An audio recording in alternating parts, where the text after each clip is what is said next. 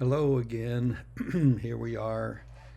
I've got on different glasses. These are my reading glasses, and the angle's a little different. The pictures are over there. and so I'm going to read to you again off of the blog davidarmit.blog or the other blog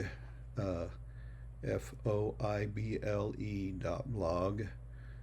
And if you don't know what a foible is, it would be something you could do to look it up. It's kind of a quirky thing that some people have, and I have more than my share.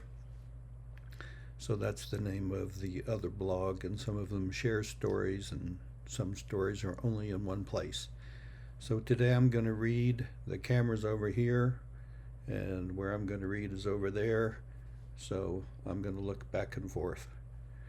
Okay, here we go. Today, Pam and I were listening to a person on YouTube.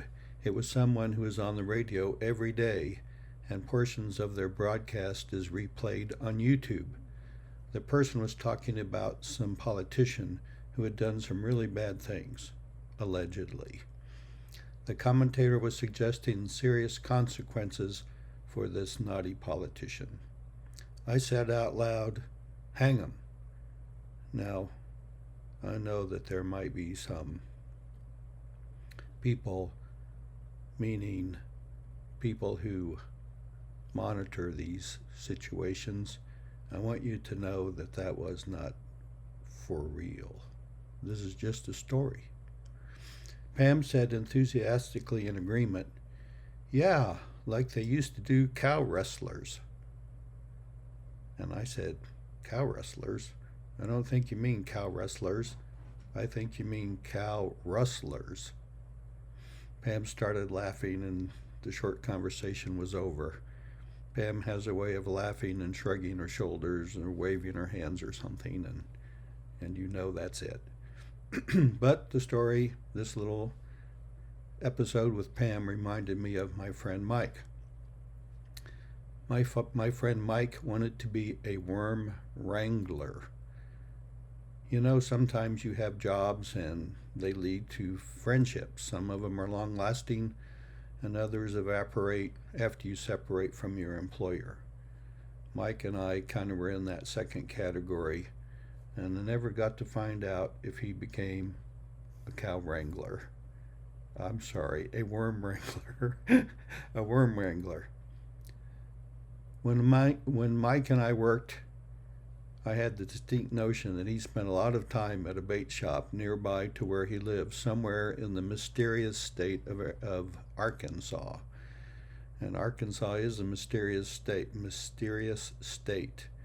I'm not really sure how Mike made it out of there to get to work. But anyway, in the bait shop, they drank coffee and they told stories, and sometimes somebody interrupted them to buy bait. Men who were retired and wishing they were retired would go to the bait shop, drink coffee, talk about the weather and the fishing prospects, and most importantly, swap stories. Mike was good at all that. And apparently he was also good with worms. He wanted to retire and be a worm wrangler. I don't know if he's going to get paid in money or if he was going to get paid in coffee. If he were paid in money, that would make him a professional, and he might have to join the Professional Worm Wranglers Association, the PWWA, and pay union dues and go to meetings, etc. So my bet would be that he just got paid in coffee, and maybe smokes. I don't know if you can smoke in a bait shop, but if you can, Mike did. Mike traveled in his job and I traveled in mine. Our jobs necessarily would overlap and we would find ourselves working together. When that happened, we would drink coffee and talk about the weather and the people we worked with and how the world would be better if we could just be in charge. We did a lot of driving, and driving was interrupted by calling on customers and wannabe customers. Wannabe means that We wanted them to be customers, but for whatever reason they were reluctant, and the reasons were unknown and unknowable. On the occasion of meeting Mike, I would ask him about his dream of working at the bake shop upon retirement. I would purposely misstate his dream job by asking something like, "Are they still holding open the job for you in the bake shop as a worm rustler?"